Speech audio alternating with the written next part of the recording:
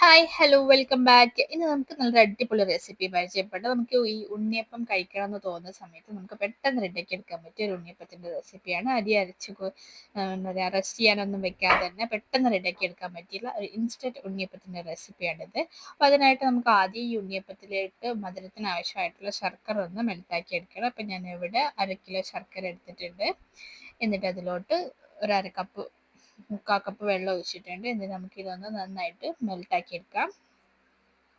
അതൊന്ന് മെൽട്ടായി വരുന്ന സമയത്ത് തന്നെ നമുക്ക് ഇതിലോട്ട് കുറച്ച് പൊടികളൊക്കെ ഒന്ന് മിക്സ് ആക്കി എടുക്കാനുണ്ട്. അപ്പം അതിനായിട്ട് ഒരു ബൗളിലോട്ട് ഞാൻ ഇവിടെ 1 കപ്പ് അരിപ്പൊടി ചേർത്തിട്ടുണ്ട്. ആ ഒരു കപ്പ് അളവിൽ തന്നെ ഒരു 1/2 കപ്പ് ഗോതമ്പ് മാവാണ് ഞാനിവിടെ എടുത്തിട്ടുള്ളത്. നിങ്ങൾക്ക് ഗോതമ്പ് മാവിന് പകരം മൈദ മാവ് ചേർത്ത് കൊടുക്കാം. ഞാനിവിടെ 1/2 കപ്പ് ഗോതമ്പ് മാവ് ചേർത്തിട്ടുണ്ട്. പിന്നെ ഒരു 1/4 കപ്പ് റവ ചേർത്ത് കൊടുക്കാം.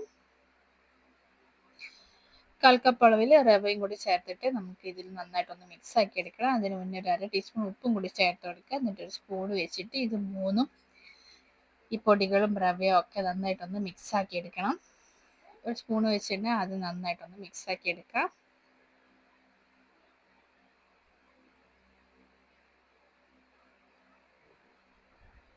നന്നായിട്ട് മിക്സ് ആക്കി എടുത്ത ശേഷം പിന്നെ നമുക്ക് ചെറു ചൂടോടെ തന്നെ നമ്മുടെ ശർക്കര മെൽട്ടാക്കിയതും കൂടി ഒഴിച്ചു കൊടുക്കാം.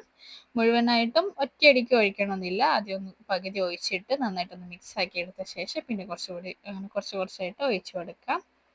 ഒരു വിസ്ക് വെച്ചോ സ്പൂൺ വെച്ചോ നന്നായിട്ടൊന്ന് മിക്സ് ആക്കി എടുക്കാം. അങ്ങനെ കുറച്ച് കുറച്ചായിട്ട് ഒഴിച്ചിട്ട് നല്ല സ്മൂത്ത് ആക്കിയിട്ട് മിക്സ് ആക്കി എടുക്കണം. അപ്പോൾ ഇതുപോലെ സ്പൂൺ വെച്ചൊക്കെ മിക്സ് ആക്കി എടുക്കാൻ പറ്റുന്നില്ല എന്നുണ്ടെങ്കിൽ ശർക്കരപ്പാനി ഒന്ന് ചൂടാറിയ ശേഷം പിന്നെ നമുക്ക് മിക്സിയിലിട്ടിട്ട് ഒന്ന് നന്നായിട്ടൊന്ന് മിക്സ് ചെയ്ത് എടുത്താൽ മതി. അപ്പോൾ നല്ല സ്മൂത്ത് ആയിട്ട് കിട്ടും. അപ്പം ഞാനിവിടെ ഈ വിസ്ക് വെച്ചിട്ടാണ് ഇത് നന്നായിട്ട് മിക്സ് ആക്കി എടുക്കുകയാണ് ചെയ്യുന്നത്. മിക്സിയിലിട്ട് അരക്കുന്ന സമയത്ത് വെള്ളം കുറവുണ്ടെങ്കിൽ കുറച്ച് വെള്ളം ചേർത്തിട്ട് അരച്ചെടുക്കാം. ഇതുപോലെ ഒരു ബാറ്റർ റെഡിയാക്കി എടുക്കാം. ഇനി നമുക്കിത് റെസ്റ്റ് ചെയ്യാൻ വെക്കണമെന്നൊന്നുമില്ല. നമുക്ക് ഇത് റെഡിയാക്കി എടുത്ത ഉടനെ തന്നെ നമുക്കിത് ഉണ്ണിയപ്പം ഫ്രൈ ആക്കി എടുക്കാം. ഇപ്പോൾ റെസ്റ്റ് ചെയ്യാൻ വെക്കുകയാണെങ്കിൽ ഒരു 1/2 മണിക്കൂറൊക്കെ വെക്കാം. അപ്പോൾ ഇതിലോട്ട് നമുക്കൊന്ന് തേങ്ങ വറുത്തിടാനായിട്ട് ഞാൻ ഒരു ടേബിൾ സ്പൂൺ നെയ്യ് ഒന്ന് ചൂടാക്കി അതിലോട്ട് തേങ്ങക്കൊത്ത് ഇട്ടെടുത്തിട്ടുണ്ട്. എന്നിട്ട് ഇതൊന്ന് കളർ മാറി വരുന്നത് വരെ നമുക്കൊന്ന് ഫ്രൈ ആക്കി എടുക്കാം.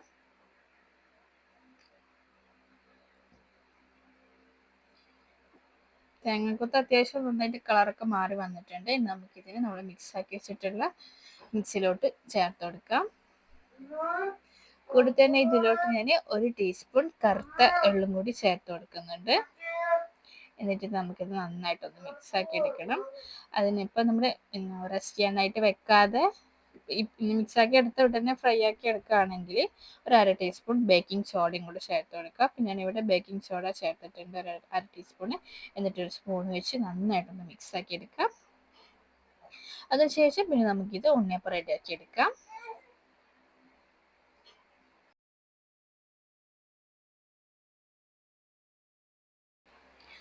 ഉണ്ണിയപ്പം തട്ട് നന്നായിട്ട് ചൂടാക്കി എടുത്ത ശേഷം അതിലോട്ട് വെളിച്ചെണ്ണ ഒഴിച്ച് കൊടുക്കുക.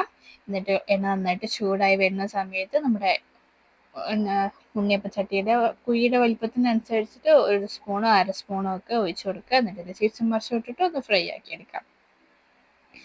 നല്ല സിമ്പിളും ടേസ്റ്റി ആയിട്ടുള്ള ഒരു റെസിപ്പിയാണിത്. അപ്പോൾ ഇതുവരെ ഇതുപോലെ ഉണ്ണിയപ്പം റെഡിയാക്കാത്തവരുണ്ടെങ്കിൽ ഒന്ന് ട്രൈ ചെയ്ത് നോക്കുക. നമുക്ക് പെട്ടെന്ന് കഴിക്കണമെന്ന് തോന്നുമ്പോൾ റെഡിയാക്കി എടുക്കാൻ പറ്റിയ നല്ല സിമ്പിളും ടേസ്റ്റി ആയിട്ടുള്ള ഒരു റെസിപ്പി കൂടിയാണ്.